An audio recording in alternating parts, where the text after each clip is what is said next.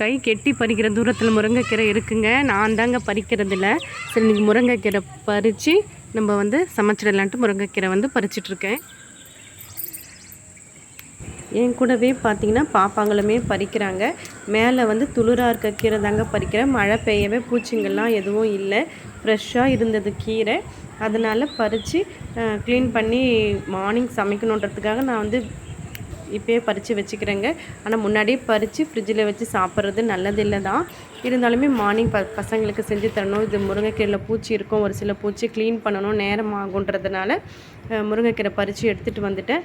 இப்போ வந்து அதை க்ளீன் பண்ணிகிட்ருக்குங்க. ஆனால் ஒரு பூச்சி ஒரு புழு கூட எதுவுமே இல்லைங்க. ஃபஸ்ட்டெல்லாம் எனக்கு முருங்கைக்கீரை வந்து இப்படி உருகிறதுக்கு தெரியாது. ஒவ்வொரு லீஃபாக தான் எடுத்து எடுத்து பண்ணிகிட்ருப்பேன். அதனாலவே நான் கீரை செய்கிறது கிடையாது. அப்புறம் இப்போ பார்த்திங்கன்னா முருங்கைக்கீரை உருவி க்ளீன் பண்ணி ஃப்ரிட்ஜில் வச்சாச்சு.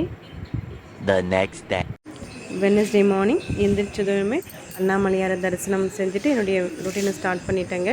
டைம் பார்த்தீங்கன்னா 5:30 ஆகுது. எவ்வளோ அழகாக இருக்குது பாருங்கள்.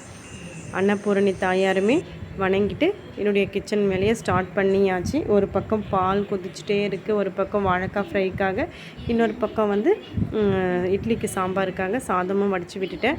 இந்த கப்பில் வந்து இன்றைக்கி லெமன் டீ எங்கள் பாப்பா குடிக்கிறா. இது வந்து அவள் ஃப்ரெண்டு பர்த்டேக்கு கிஃப்ட்டு பண்ணது. இன்றைக்கி தான் யூஸ் பண்ணுறா. அப்புறம் மார்னிங் எங்கள் வீட்டில் பிரேக்ஃபாஸ்ட்டு பார்த்திங்கன்னா இட்லியும் பொட்டுக்கடலை சாம்பார் தாங்க இன்றைக்கி பிரேக்ஃபாஸ்ட்டுக்கு செஞ்சுருந்தேன். இது தாங்க மார்னிங் எங்கள் வீட்டில் இன்றைக்கி பிரேக்ஃபாஸ்ட்டு. மதியம் லஞ்ச் வந்து இன்றைக்கி முருங்கைக்கீரை கடைஞ்சிட்டேன். அப்புறம் ரசம், மிளகு ரசம். இப்போ வந்து இன்றைக்கி முருங்கைக்கீரை அந்த தண்ணி ஃபில்டர் பண்ணது இதில் கூட ஆட் பண்ணிக்கிட்டேன். அதை ஆட் பண்ணால் முட்டி வலி நல்லது. அப்புறம் வாழைக்காய் ஃப்ரை, ரைஸுங்க. அப்புறம் அன்றைக்கி மருதாணி வச்சது வீடியோ போல் இப்படி தாங்க நல்லா செவர்ந்து இருந்தது எங்களுடைய கை மருதாணியை வச்சுட்டு. எப்படி இருந்துச்சுன்னு கமெண்ட்டில் சொல்லுங்கள்.